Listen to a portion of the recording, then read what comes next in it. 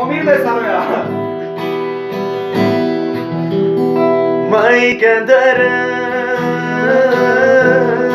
مای گندرم حال گنده یاد میکنی نامی مرم به زبان گرفتم با تو فریاد میکنی